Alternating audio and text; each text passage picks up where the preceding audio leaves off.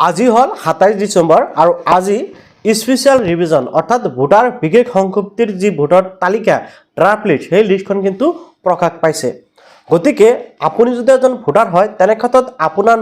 নাম ভোটাৰ তালিকাৰ পৰা বাদ পৰিছে নেকি বা আপোনাৰ ভোটাৰ তালিকাত কোনো ধৰণৰ ভুল ভ্ৰান্তি হৈছে নেকি সেয়া কিন্তু আপোনালোকে চেক কৰিব লাগিব। আৰু চেক কৰি আপোনালোকে আজি হল 27 ডিসেম্বৰ আৰু 20 জানুৱাৰীৰ ভিতৰত কোনো ধৰণৰ ভুল ভ্ৰান্তি থাকিলে আপোনালোকৰ আপত্তি বা আপোনালোকৰ দাবী আপত্তি বা দাবীৰ বাবে আপোনালোকে আবেদন কৰিব পাৰিব। আৰু 20 তাৰিখৰ পিছত আকৌ নতুনকৈ এখন ফাইনাল ভোটাৰ লিষ্ট ওলাব। এতিয়া আপোনালোকক এই যে ফাইনাল ড্ৰাফটখন প্ৰকাশ কৰিলে আজি 27 ডিসেম্বৰত আজি আপোনালোকৰ নামটো চেক কৰিব লাগিব যে আপোনালোকৰ ভোটাৰ তালিকাত নাম আছে নে নাই। ইয়াৰ লগতে যদি কোনো ধৰণৰ ভুল হৈ আছে তেনে ক্ষেত্ৰত আপোনালোকে এই সময়ছোৱাৰ ভিতৰত অৰ্থাৎ 27ৰ পৰা 20 তাৰিখৰ ভিতৰত আপোনালোকে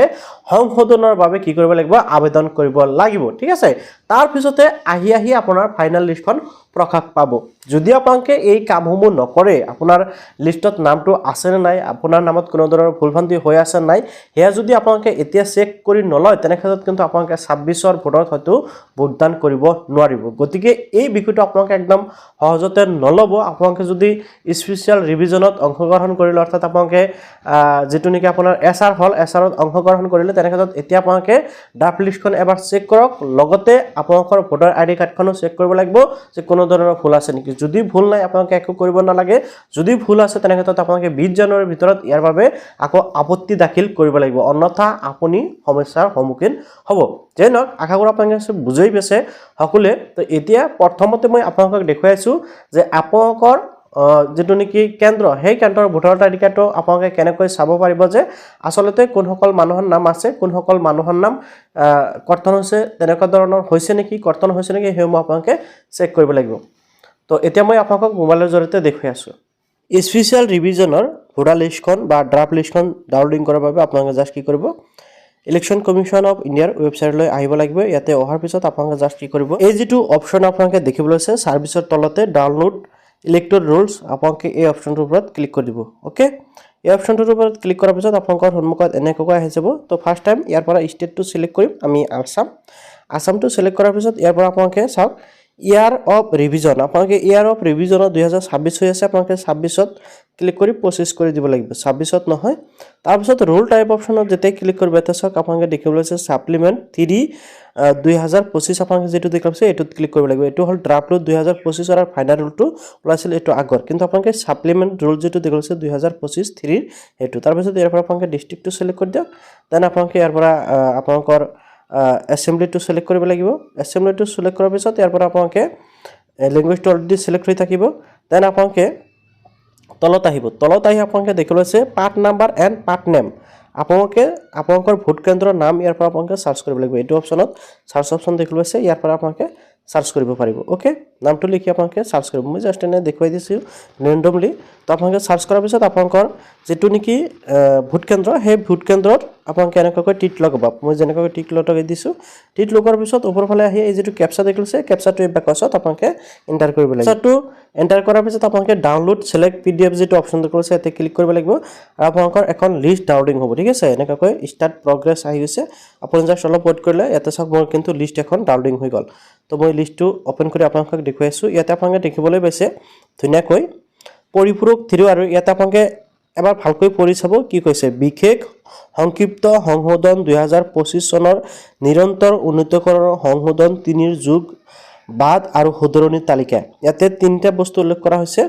যে যেটো নেকি বিশেষ সংক্ষিপ্ত অৰ্থাৎ এছআৰ হল আমাৰ তাৰে বিশেষ সংশোধিত সংশোধনৰ 2025 উন্নীতকৰণৰ যি সংশোধন কৰা হৈছে বা সংযোজন কৰা হৈছে ইয়াতে কোৱা হৈছে যোগ অৰ্থাৎ যিসকল নতুনকৈ নামৰ বাবে আবেদন কৰিছে বাদ আৰু শুধৰণি কিছু সংখ্যক মানুহৰ নাম বাদ দিয়া হৈছে যিসকল নেকি আপোনাৰ কি কয় মৰি গৈছে সেইসকলৰ নাম বাদ দিয়া হৈছে। ইয়াৰ পিছত শুধৰণি যদি কোনো ধৰণৰ ভুল আছিল সেয়া শুধৰণিও কৰিবলৈ দিছে। তো ইয়াতে চাওক বিধান নহ'ব সমষ্টি আৰু যোগ তালিকা আপোনালোকে এনেকৈ দেখিবলৈ পাব যিসকল মানুহৰ নাম নেকি নতুনকৈ এই এছআৰৰ জৰিয়তে ভোটাৰ তালিকাত অন্তৰ্ভুক্ত কৰা হৈছে সেইসকলৰ নাম এনেকৈ দেখিবলৈ পাব। ওকে, দেন আপোনালোকে স্ক্ৰল ডাউন কৰিলে আৰু কিছু বস্তু পাব যেনেকৈ ইয়াতে কোৱা হৈছে বিয়োগ তালিকা অৰ্থাৎ যিসকলৰ নাম ভোটাৰ তালিকাৰ পৰা কৰ্তন কৰা হৈছে সেইসকলৰ নাম এনেকৈ ইয়াতে বিয়োগ তালিকা হ'ব যিসকল মানুহ নেকি মৰি গ'ল। তাৰপিছত আহি গ'ল আপোনাৰ ইয়াতে আপোনাৰ আৰু আহিছে যেনেকৈ শুধৰণি তালিকা যদি কোনো মানুহৰ নাম শুধৰণি কৰিছে সেয়া এনেকুৱাকৈ শ্ব' কৰিব তো এনেকুৱাকৈ বিষয় বস্তুসমূহ শ্ব' কৰিব কিন্তু এটা কথা ইয়াতে মন কৰিবলগীয়া সেয়া হ'ল যে ইয়াতে কিন্তু সকলো মানুহৰ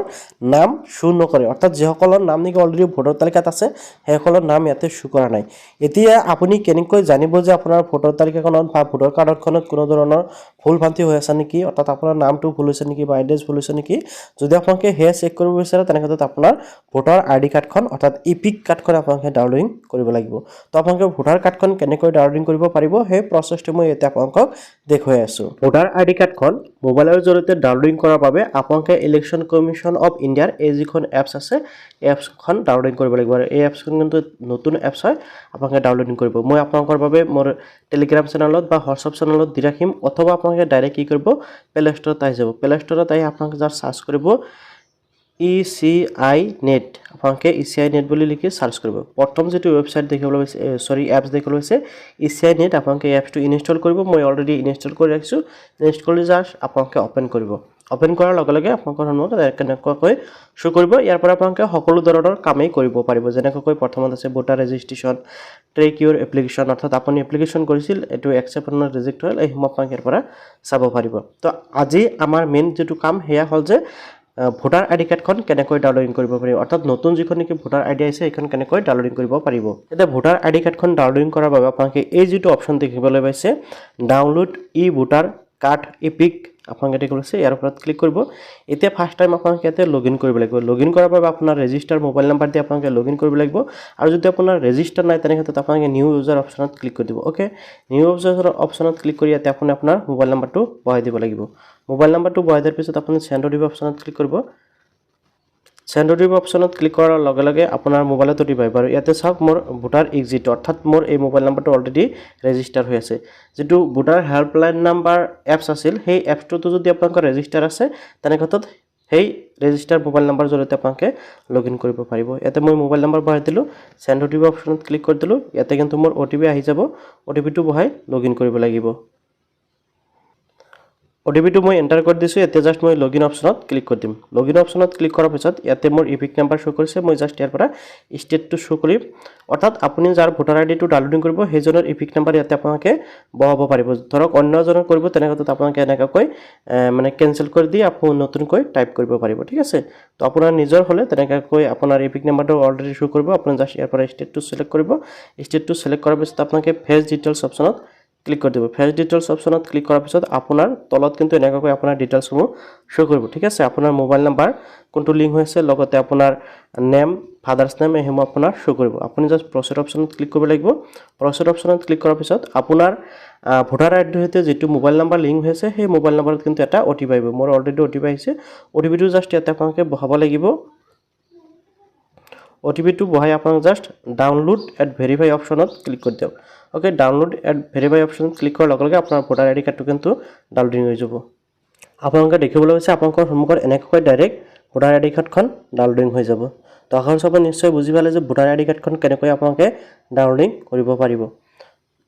একদম ইজিলি কিন্তু এনেকৈ ভোটাৰ আইডি কাৰ্ডখন ডাউনলোডিং হৈ যাব তো আপোনালোকে সকলোৱে এনেকৈ ইজিলি ভোটাৰ আইডি কাৰ্ডখন ডাউনলোডিং কৰিব পাৰিব তো আপোনালোকৰ সহায় হোৱাকৈ ভিডিঅ'টো ভাল পালে নিশ্চয় লাইক এটা কৰিব যদি আপোনাৰ ভোটাৰ আইডি কাৰ্ডত যদি কোনো ধৰণৰ ভুল থাকে এড্ৰেছ নাম ঠিকনাত তেনেক্ষেত্ৰত আপোনালোকে কিন্তু অনলাইন যোগে ইয়াৰ বাবে সদৰণিৰ বাবে আবেদন কৰিব পাৰিব তো কেনেকৈ আবেদন কৰিব পাৰিব সেই বিষয়ে মই অলৰেডি ভিডিঅ' বনাই ৰাখিছোঁ আৰু সেই ভিডিঅ' লিংক মই এই ভিডিঅ'টো ডেছক্ৰিপশ্যনত দি থ'ম আপোনালোকে তাৰ পৰা ভিডিঅ'টো চাই অতি সহজতে কি কৰিব পাৰিব